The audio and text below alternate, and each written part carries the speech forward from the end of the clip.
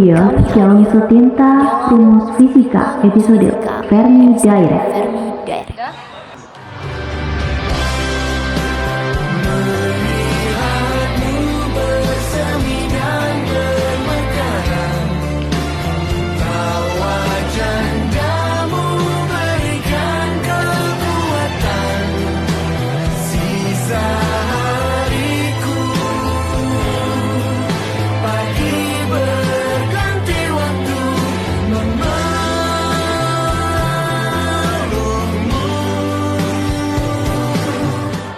So, ikuti kisah kami.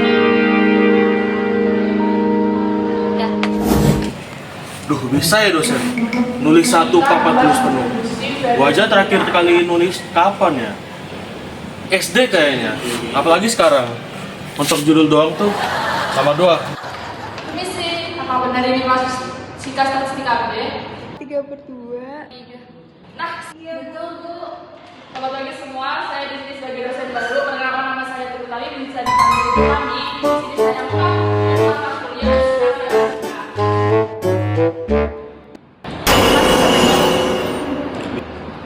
Selanjutnya kita akan mulai masuk di dunia kelas. Kita di sini bakal interaktif dan juga dengerin materi nih. Bu, mau nanya nih. Kalau jumlah elektron N-nya makin banyak, kira-kira energi Fermi gimana ya? Naik turun atau gimana? Ada yang mau jawab? Saya ini Bu. Jadi pada rumus itu udah kelihatan bagian yang N per V pangkat 2/3 itu sudah terlihat. Bayangin aja, elektron nggak boleh satu keadaan diisi dua. Jadi kalau makin banyak elektron, kursi teratas yang keisi juga makin tinggi energinya. Analoginya kayak gedung apartemen, makin banyak penghuni, lantai yang kepake makin tinggi. Makanya logam dengan kerapatan elektron lebih besar punya Diskusinya seru juga ya. Wah, ada pertanyaan nih. Kalau misalkan plus 1 itu dari mana ya? Kenapa bukan 0? Kira-kira jawaban Bu Tami gimana ya? Prinsip Pauli, di mana okupansi N-nya itu hanya bisa 0 kalau enggak 1 dan tidak bisa lebih. N itu Dari Bu Tami N0 menjelaskan, sendiri itu ternyata Jesha pengen jawab nih guys.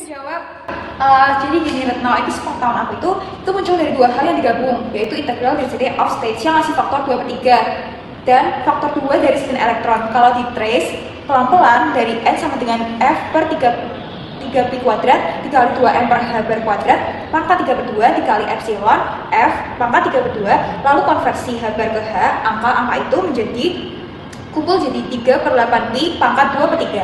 Otomatis jadi bukan dihafal tapi diikutin aja. Nah, itu dia kelas hari ini. Ikutin ceritanya yuk. Mungkin ketemu sama aku ya. Ya kan, habis itu langsung kamu ke depan.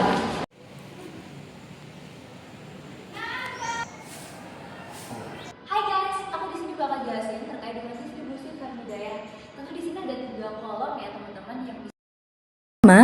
Kita bisa lihat nih persamaan distribusi dari Fermi Direct. Nah, ini nih dari Fe sama dengan seperti ini. Nah, persamaan ini menyatakan probabilitas suatu keadaan energi E ditempati oleh elektron pada temperatur T. Kenapa sih ini memerlukan distribusi? Karena elektron termasuk fermion, yaitu partikel yang mengikuti prinsip larangan Pauli yang sempat dikatakan tadi. Artinya, satu keadaan kuantum hanya dapat ditempati oleh satu elektron dengan spin tertentu. Selanjutnya, kita akan menurunkan persamaan yang disebut dengan grand canonical ensemble.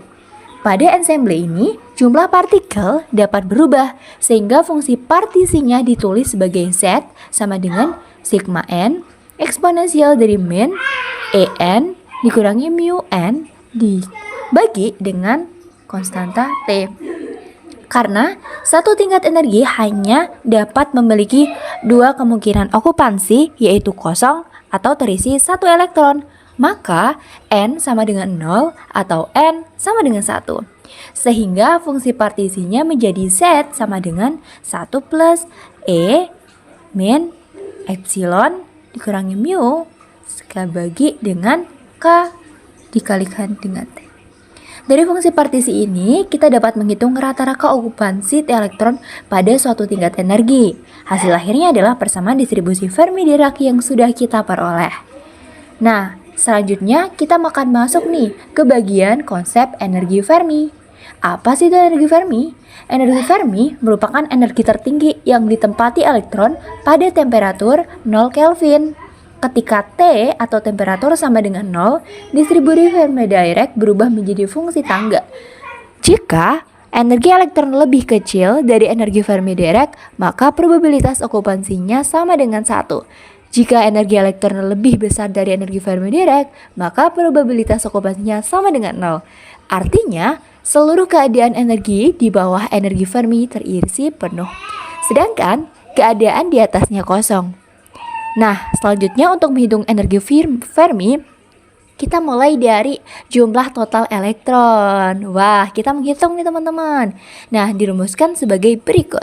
Maka, didapatkan juga hasilnya adalah EF diganti dengan 0 untuk variabel ini, H kuadrat dibagi dengan 2M dikali dengan 3N dibagi dengan 8Pi dikalikan dengan volume dipangkat 2/3. Maka persamaan ini menunjukkan bahwa energi Fermi bergantung pada massa elektron dan konsentrasi elektron dalam material.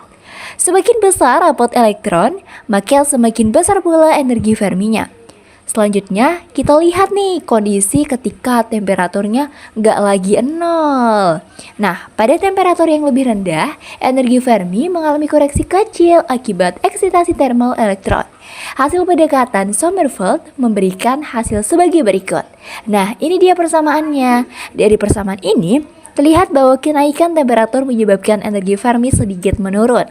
Namun, karena nilai EF pada logam umumnya jauh lebih besar dibandingkan energi thermal pada KT, perubahan ini biasanya sangat kecil. So, kesimpulannya adalah distribusi Fermi Dirac digunakan untuk menentukan peluang okupansi elektron pada setiap tingkat energi. Dari distribusi tersebut, kita dapat menurunkan energi Fermi, yaitu energi maksimum yang ditempati oleh elektron pada suhu 0 Kelvin, serta mempelajari perubahan sifat elektron ketika temperatur meningkat.